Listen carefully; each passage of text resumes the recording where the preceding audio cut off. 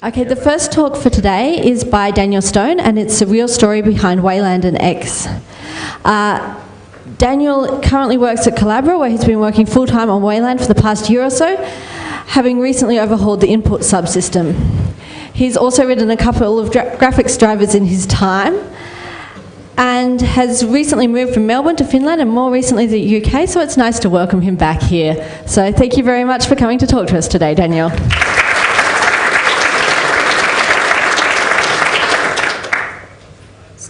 Turn this on. Brilliant. Thank you. Also, hi. Yeah, as you can probably guess, I'm here to talk about Wayland and X. Pretty much what they actually are, since my experience has been that no one has any idea. Everything you read on the internet about it will be wrong. It's ridiculous, although there are the occasional gems, which I'd recommend strongly. But this, I think, is pretty much the state of play, which I'd like to change. So ideally, I'd like everyone in this room at the end of it, even if you don't agree with me, that's fine, but just stop posting stuff that's blatantly wrong in LWN comments. So I'm really bored of it. Sorry, LWN, if you're here. There's actually a cool bro slide coming up, you'll see. Anyway, so why am I qualified to say this more than everyone else on the internet who says everyone else on the internet's wrong? I was born between these two X releases. I have fixed bugs older than myself, sadly. I got tricked into packaging X386 at some stage. Then came to LCA in Adelaide when I was very bright-eyed and enthusiastic. I got plied with free drinks until I agreed to work on keyboard support. 2 drinks, by the way. You were drinking Malibu and Coke, so quiet. Hecklers. And at the time it was all wonder and promise, and X was going to be amazing. And worked on build system stuff for a while, built the first modular x.org server. I think I first got it to build in a car in Quebec or something. Good times. Sorry? No, I was driving back with Clay at about 130 miles an hour. I wasn't driving, it was fine.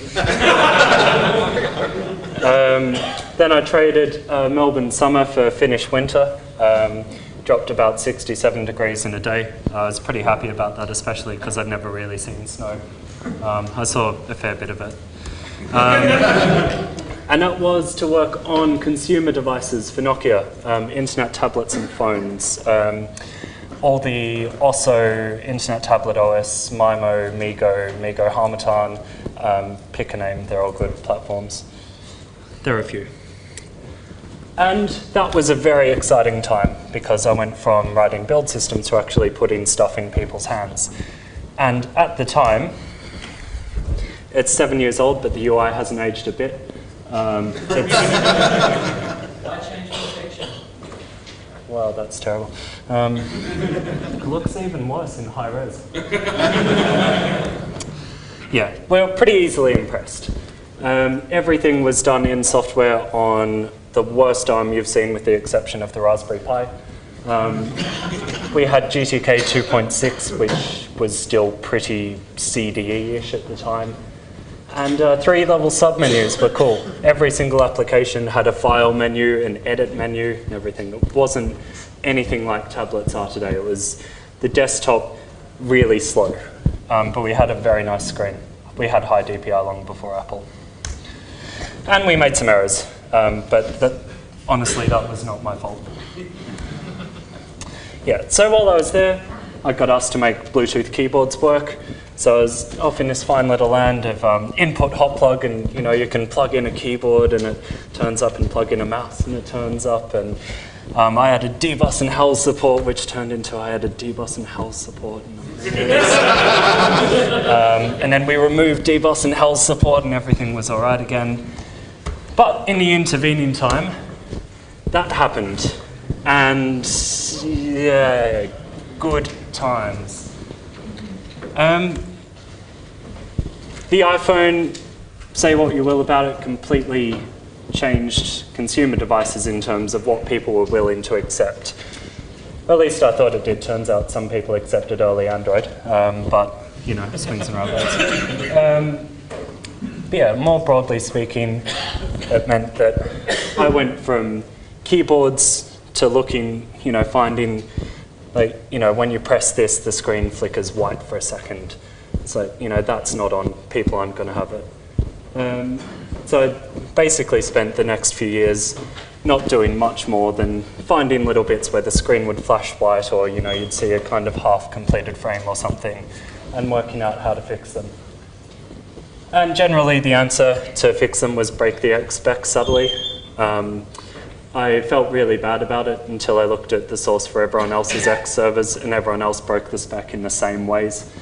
And I did this for a little while. It did take its toll on my once gorgeous features. So at 18, I was very excited to go overseas for the first time. It's been to LCA. This is after a few years of bashing on stuff. The smiles long disappeared.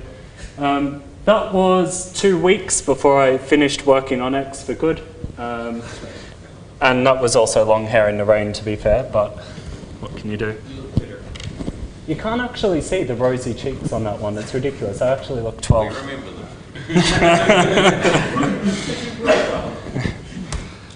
But yay! Now the rose, it's all back. Everyone's a winner. As a quick aside, the guy who invented Wayland, Christian Hogsberg, was also an X developer. So. We're throwing this code away. Sorry? We're busy throwing all this code away. Let me know when it's merged. So yeah, before we get into the whole you're just binning X because you don't understand X and how good it is, we've worked on X for the last 10 years. We have the facial features to show for it. So anyway. But self-indulgence isn't fun, so let's go on to X, because I assume you're here to hear about that rather than me. Originally, back in the day, so we're not talking about current X running fancy, crazy desktop environments, or in the case of this laptop, I borrowed XFCE. Back in the day, when I were but a lad in Bendigo, someone had a really good idea. Mechanism, not policy. We'll create this amazing framework that will let anything do anything at once, and it will be great. And apparently people are still libertarians in America today. They have not learned, and they're not X developers apparently. Sorry? They clearly were. Yeah, maybe they were, and then they left before it got horrible. It was pretty simple though. You know, draw a rectangle, make it white. Draw some text on that white little rectangle.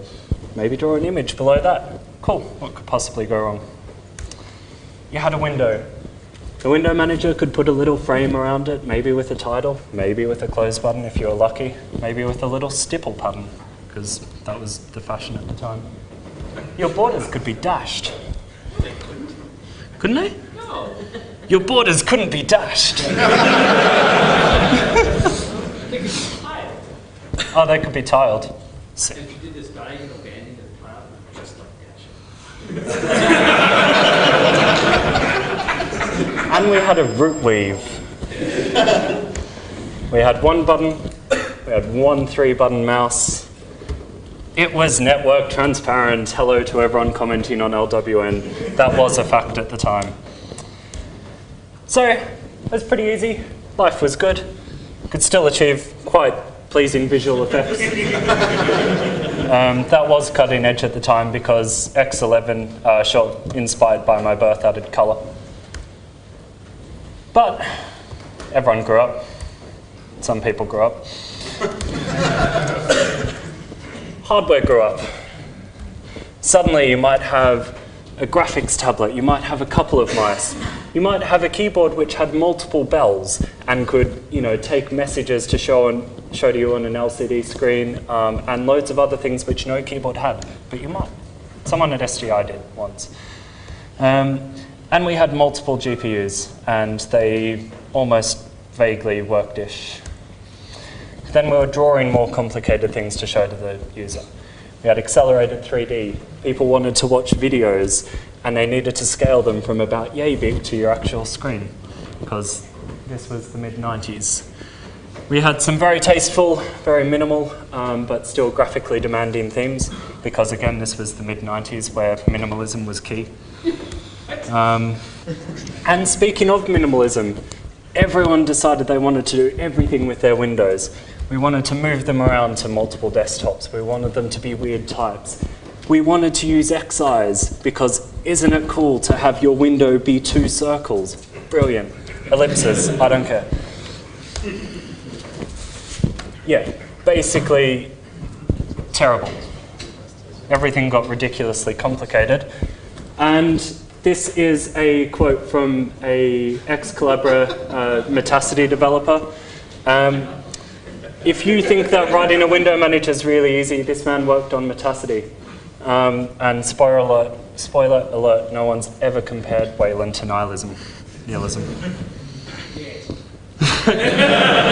Give it time. Only in that it's so minimal. They added loads of stuff. 25 extensions. I think more. We binned a few because they were terrible even at the time. Thousands of pages of specs came out. ICCM.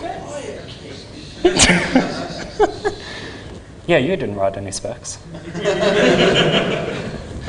And while they were busy extending anything, they never touched the core, because X386 were not the X consortium at the time. Yeah, they were not the X consortium. No one was the X consortium. They weren't doing anything. So the core protocol stayed the same, and the core server code changed the same. The way we achieved all these great shiny new things was to wrap the server in more and more and more and more and more layers. We worked around stuff. Why would you ever fix anything when you can work around it? Why would you ever fix an OS when you could work around the fact you don't really have an OS? Because you can write an X server which would run video BIOSes. Might do it in real mode, might do it through an x86 emulator. It might run opcodes the x86 emulator didn't support. Might suspend your laptop for you. Might bash your I/O ports. Might remap all your PCI devices. Yeah, that one should probably be somewhere over here in memory. Probably be fine. No one else wants it. It'd do that in assembly. It was a binary interpreter for elf, coff, and a.out across loads of architectures, except the ones where it wasn't. It was an entire OS, basically. It was a terrible OS, basically. Not just basically, it was a terrible OS. Who remembers generating a config file? Please generate me a config file. Please use this config file. Why? I still don't know. So, everything was awful is the summary, and that is the last 10 years of X Talks, where we've all been saying everything is awful. But at least we had some great visual effects to show for it. This was the age of possibility. I found, I think that was the worst one I found. If you search for Enlightenment 13 screenshots, search for Enlightenment 13 screenshots on Google Images. Unfortunately, most of them are gone because themes.org is gone. No steampunk, very sad. But more time passed. I became not a minor anymore and got a passport. And we got this wonderful thing over here with a very good domain name. First thing we did is say we should let people be able to build it high BDL. So we modularized the entire thing, and suddenly it was all auto-tooled, and it was really easy to build. But there was quite a lot to build. We accidentally split X into 345 Git modules. I did look that up. That's not exaggeration. It is kind of a convenient number now. I look at it, though. That was intentional. Look, basically, sorry, but I think it was still a net win. Mostly though, we went the other way, we binned stuff. We found a lot of stuff we didn't like. So we came in with, I do remember finding 1.1 million as a figure for this before, but that was on my blog, which was on a FreeBSD 4.3 machine, which finally died last year, I think. And that's now lost to the ether. So we did that. We got rid of over 300,000 of what I originally thought was 500,000 lines of code. I personally binned 100,000, which I'm still pretty proud of. Ajax beat me by deleting the print server, which was pretty amazing. It was exactly like X, except where it was exactly not like X at all. And then you could find out the LPR output by looking at a window property. And someone added Xprint support to GLX gears. That's when we knew it had to go. But sadly, there was only... It depends. I think it was in a uni, so he probably had an amazing laser. So yeah, probably 100 or so FPS. Faster than what we could do at the time, to be fair. And yeah, sadly, at some point, there was no more. So we started... Sorry? There's more we can delete. Yeah, X. There's at least a dozen different X servers in there. Oh, yeah. No, they're going to. We haven't run out of stuff to delete. We're still working on it. But in the meantime, we busied ourselves with adult work. We added stuff again. We added a new drawing model. It's not really a drawing model. I'll get back to that later. But more or less a drawing model to replace the draw some rectangles and some text. We added 3 input stacks. Hi. Yes. No. One of them isn't used anymore. Brilliant. But we still have all 4 need to interoperate. They're more codependent than independent. And generally, it's all a bit of a nightmare. There are exactly 3 of us who know how it all hangs together.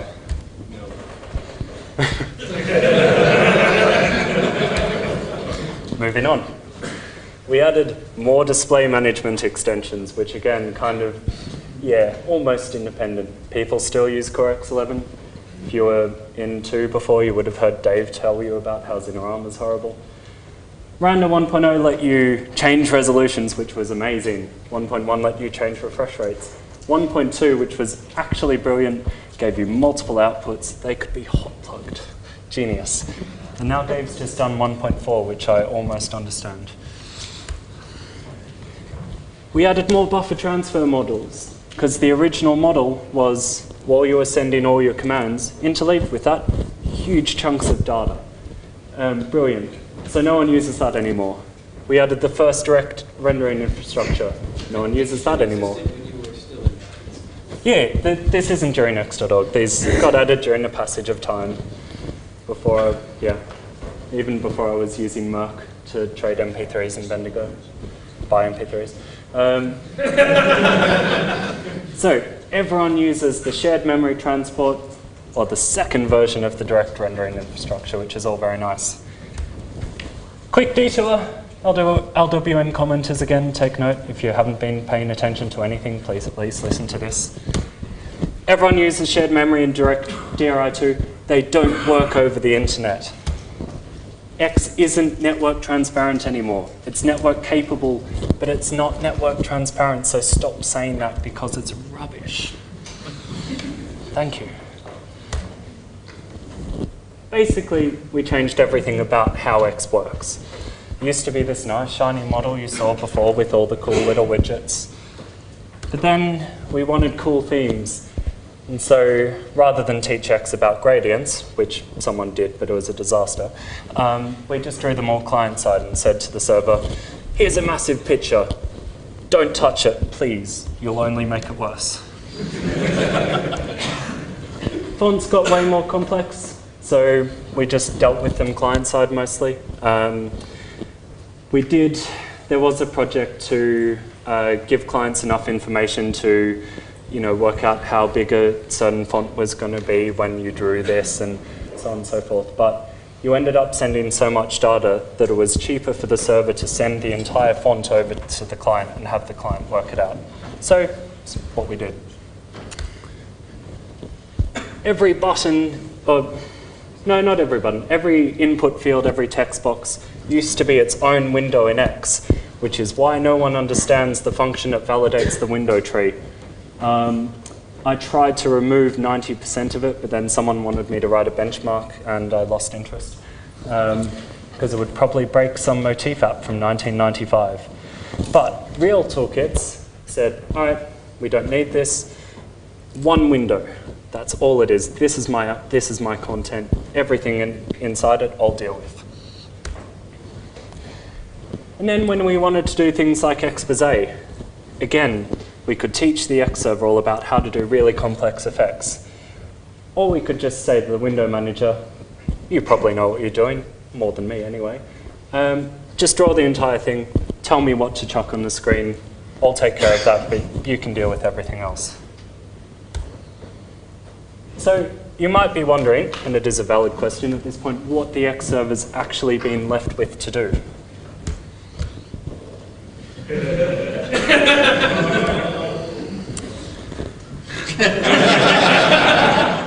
If you search Google Images for dramatic pause at 2 a.m.,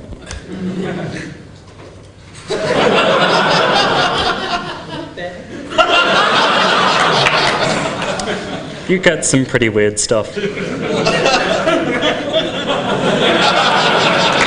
Some that's fairly on point.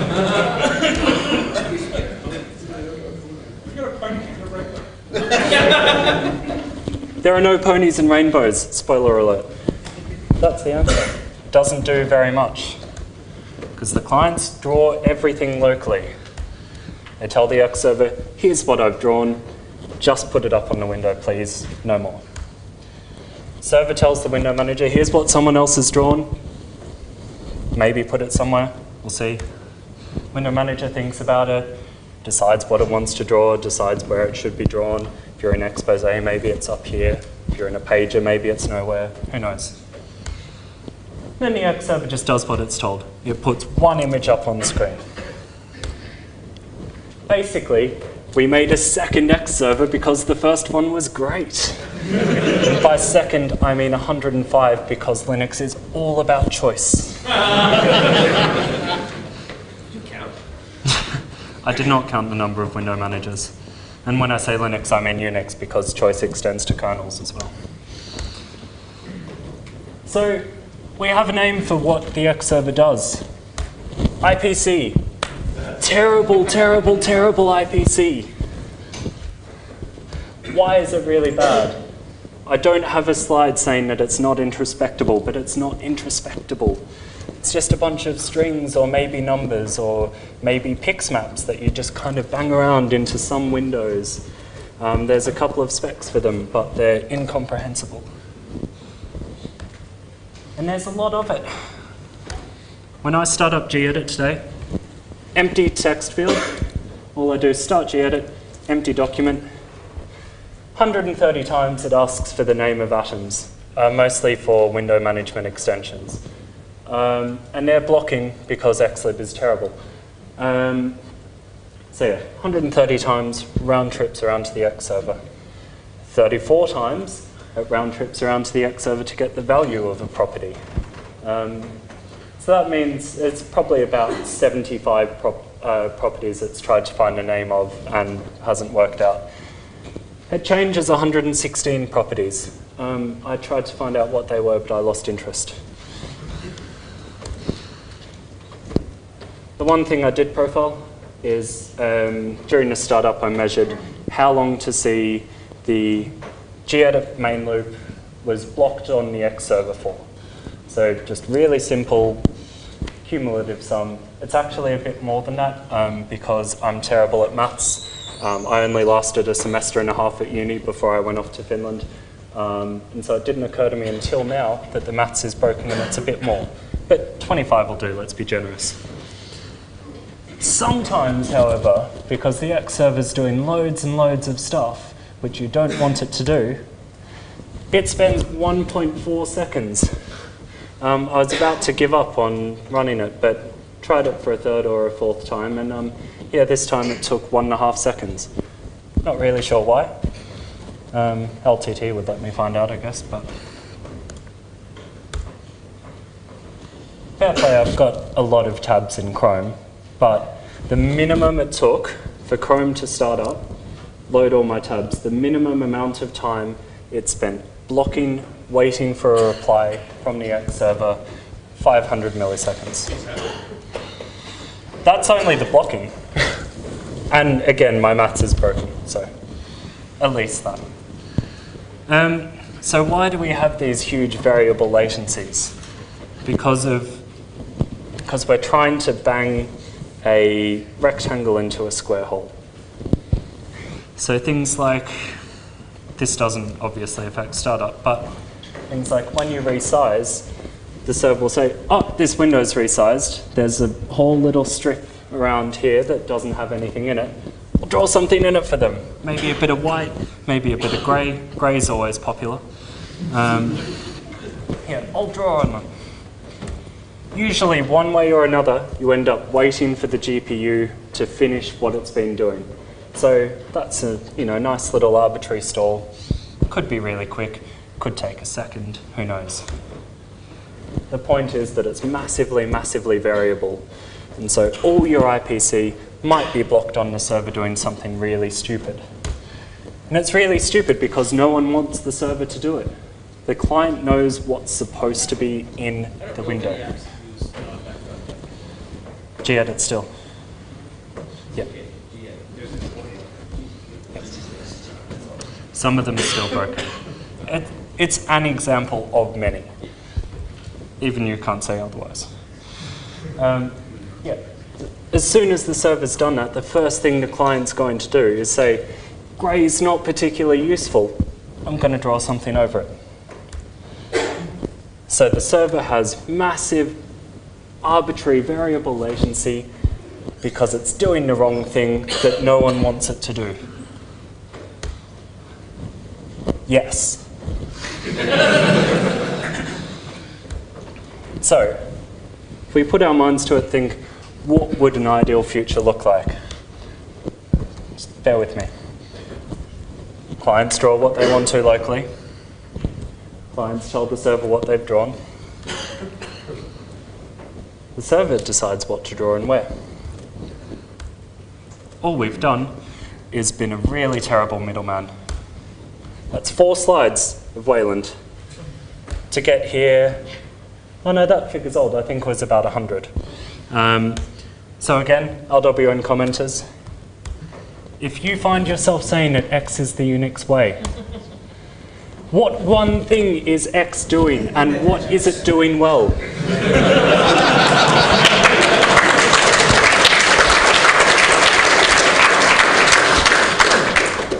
X is really good at stippling.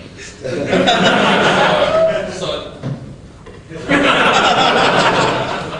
From my code, no, it's actually terrible at it. Yes, it's terrible at everything it touches, which is everything. And while I've got the Internet Peanut Gallery's attention, those who do not understand Unix are condemned to quote Henry Spencer.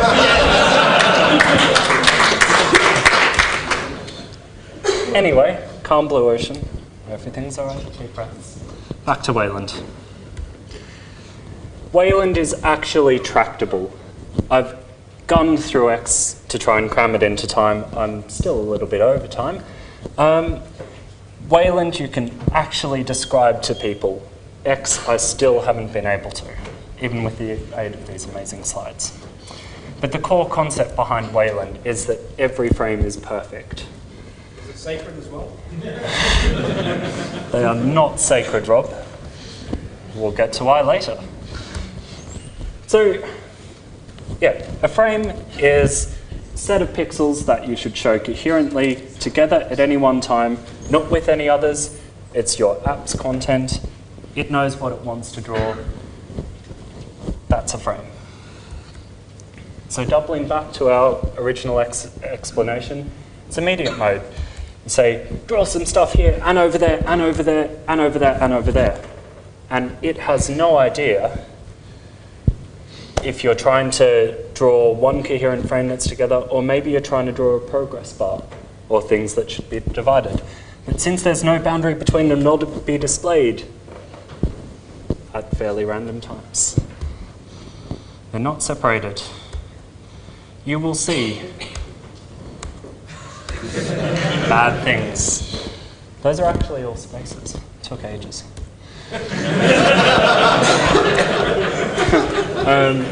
DRI2, which was pretty much the last thing Christian, the Wayland author, did for X, almost fixes this. It does more or less give you the concept of a frame and the coherent presentation of a frame, which is all we want the server to do, but not really. There's a lot of parts it still can't fix because they're core X protocol we can't touch because it's all about the choice to run terrible motif apps.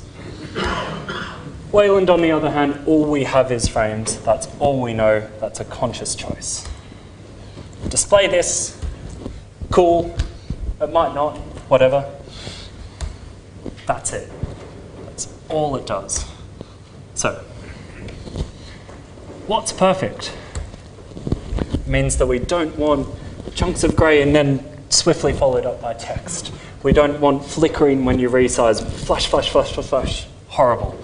We don't want stuff to tear when you get incomplete drawing and you decide to scan out exactly in the middle of it. We don't ever want that to happen because we want to catch up to 2007. Because in 2013 it makes us look amateur and it's really embarrassing when that happens.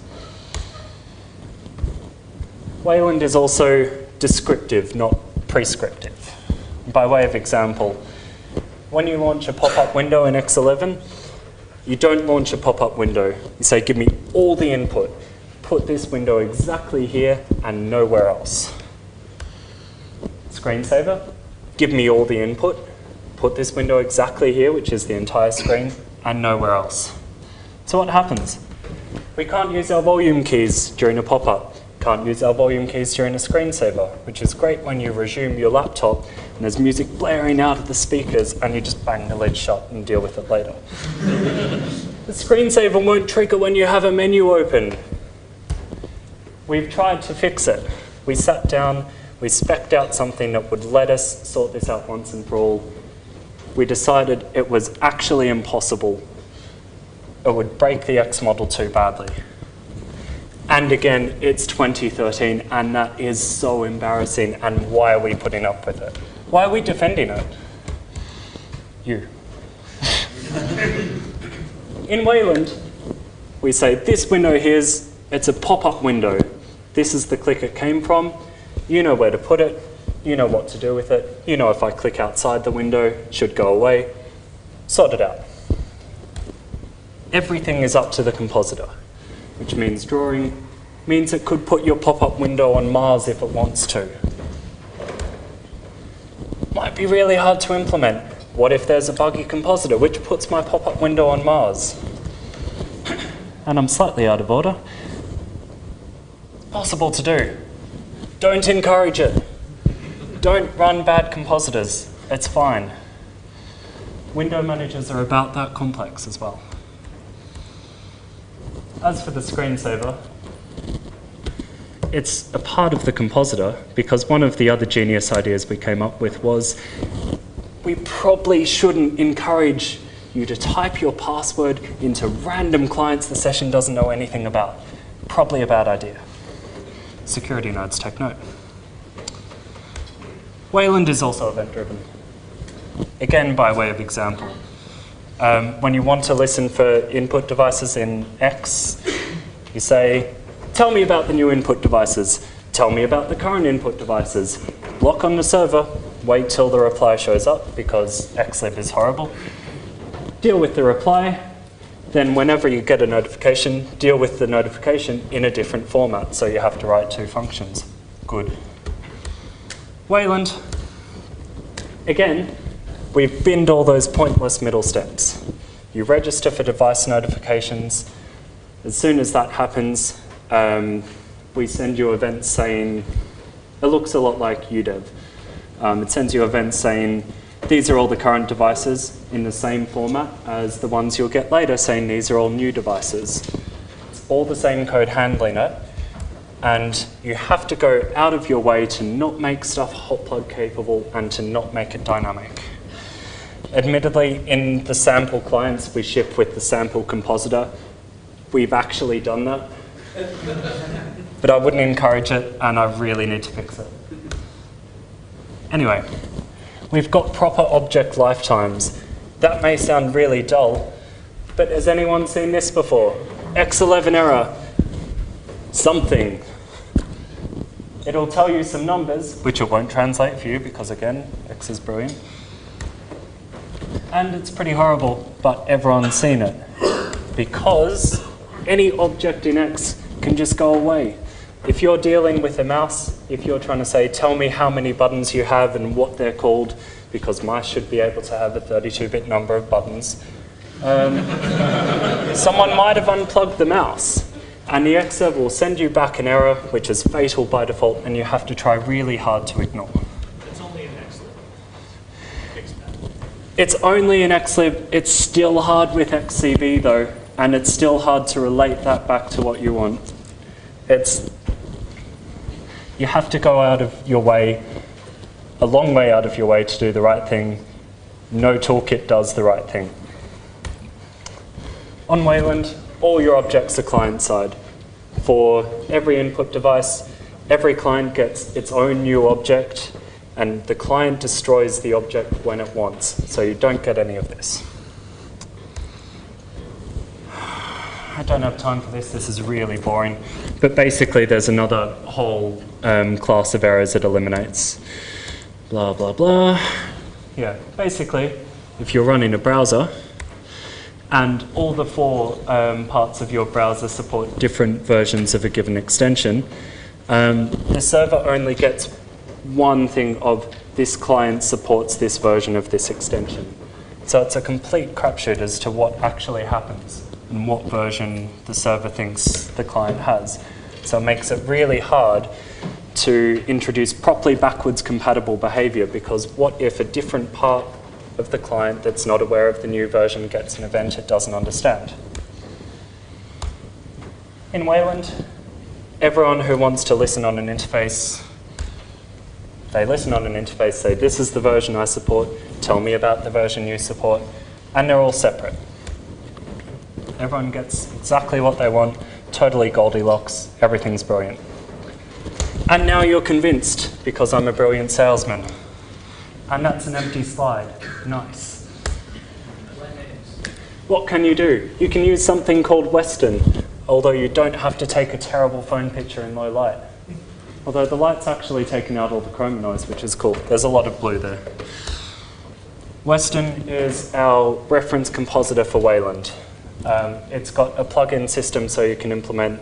We have a basic desktop shell with a panel and stuff, which I can't show you because my laptop doesn't work with the projector and it's 2013. But that's because I forgot to bring a cable. So it's all fine.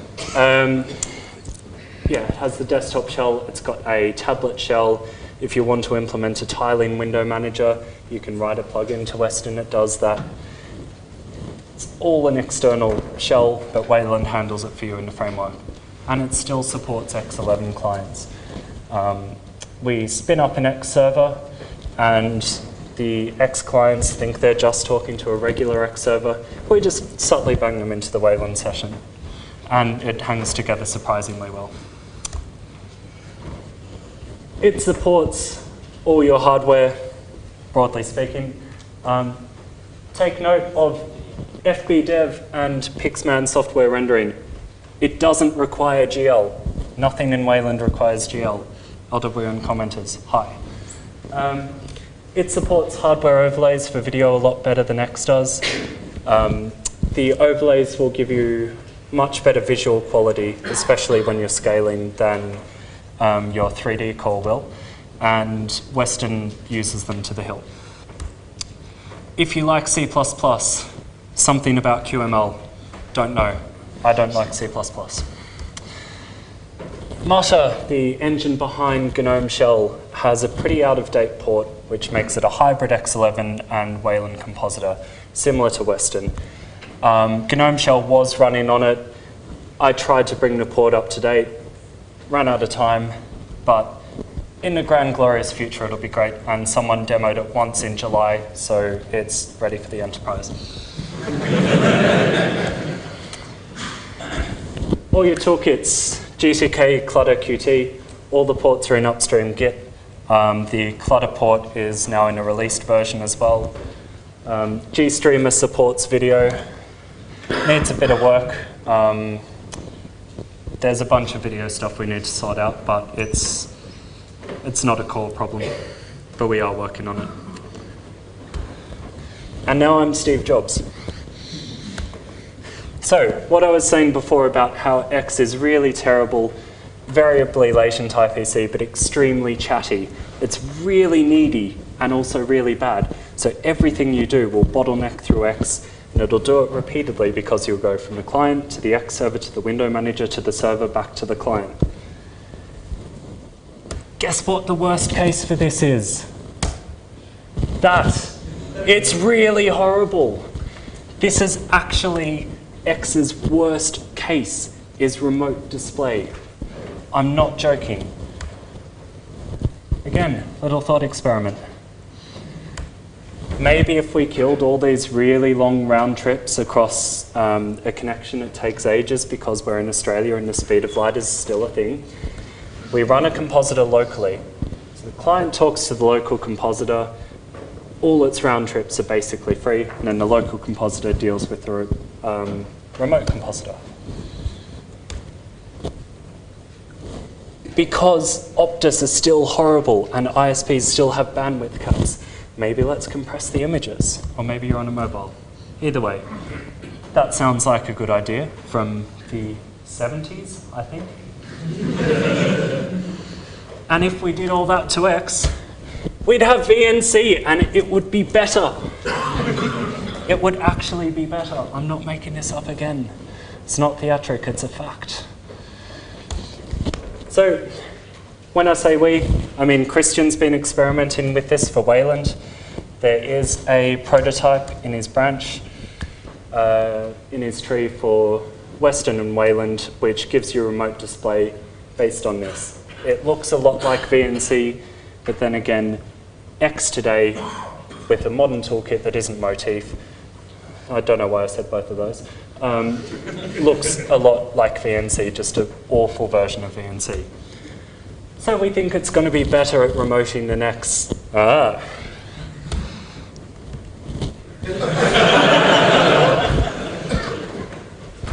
It actually can't be. And with that, do we have any questions?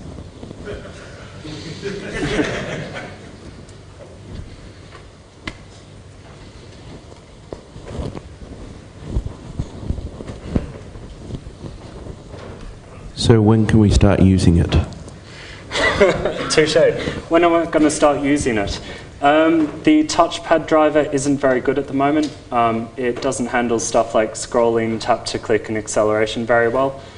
I'll start using it when the port to GNOME shell is brought up to date again, which I was meant to do, and when the touchpad driver is on par with X, which I was meant to do. Any day now, basically. Yeah.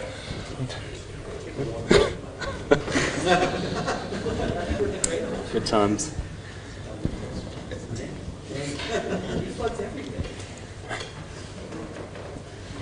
So, can we have circular windows in Wayland? You can have circular windows in Wayland, but it looks horrible. Do you remember Trillion on Windows? Cynic. Terrible. You can. You have the freedom to make poor choices.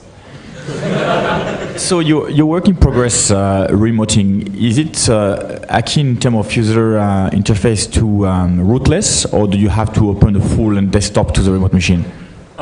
You have the choice, the question being, is it rootless or is it rooted? So rooted being sort of traditional VNC where you get a huge chunk of your desktop, and rootless where you get, here's another window. You have the choice. Wayland's all about choice. Okay, we're just going to take one last question. I believe we had someone down here. How does things go with multiple GPUs? How do things go with multiple GPUs? That's a client problem. Where's Emanuele? Here. Oh, there. All right. GTK and clutter are his fault. Tell him to sort it out. In all seriousness, we've made as much provision in the protocol as we can for dealing with that. We tell the clients which outputs they're on. The GL implementation has a way to associate the outputs in the GPUs if it wants. But it's a really, really hard problem. Punting it to clients isn't necessarily fair, but given they do all the rendering, it's about the only thing we can do. So, yeah. Okay, well, thank you very much for a very interesting talk, Daniel, and some fantastic slides.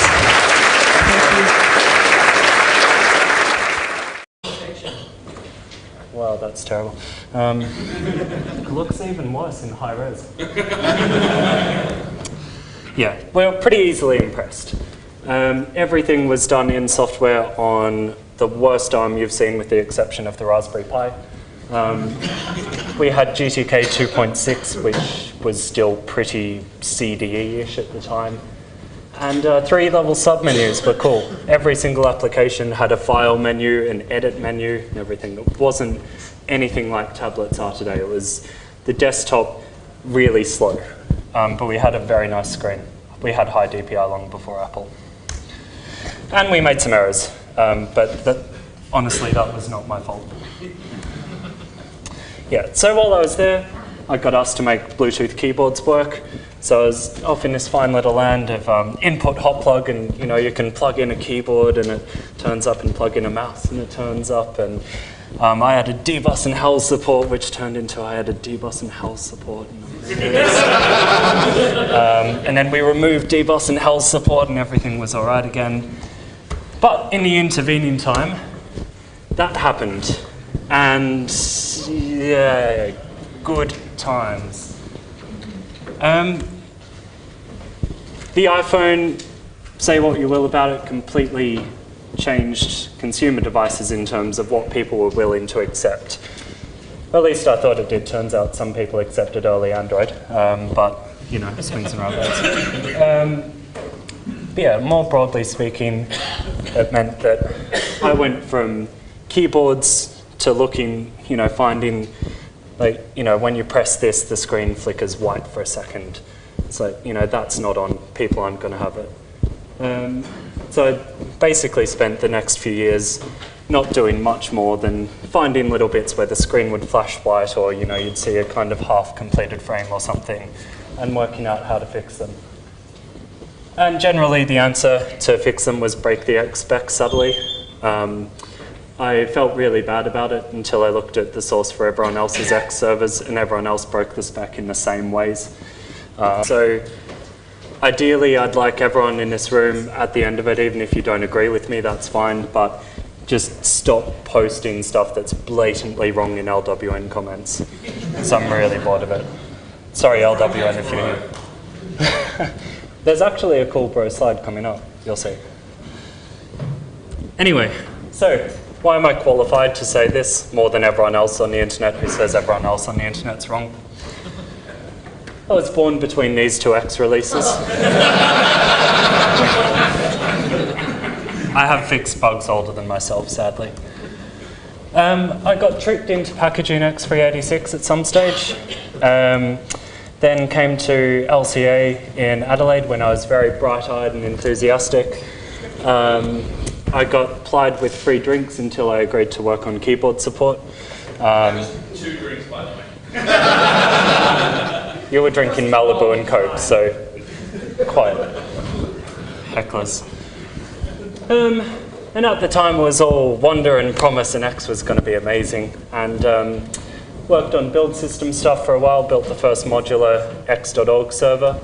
I think I first got it to build in a car in Quebec or something. Good times. Sorry? Going to get from Montreal? No, I was driving back with Clay at about 130 miles an hour. I wasn't driving, it was fine.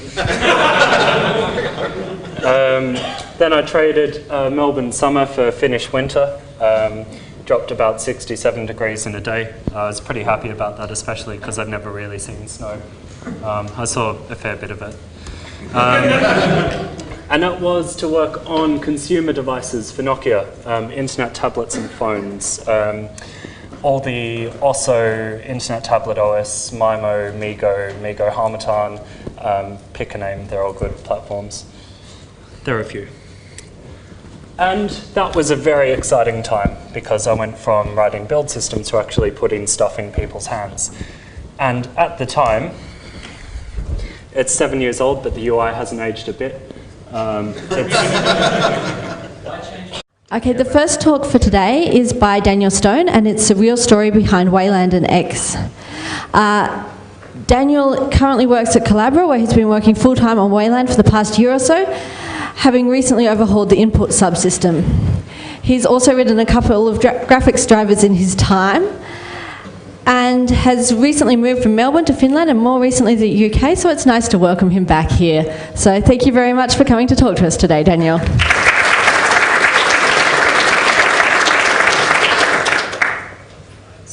Turn this on. Brilliant. Thank you. Also, hi. Yeah, as you can probably guess, I'm here to talk about Wayland and X. Pretty much what they actually are, since my experience has been that no one has any idea. Everything you read on the internet about it will be wrong. It's ridiculous, although there are the occasional gems, which I'd recommend strongly. But this, I think, is pretty much the state of play, which I'd like to change.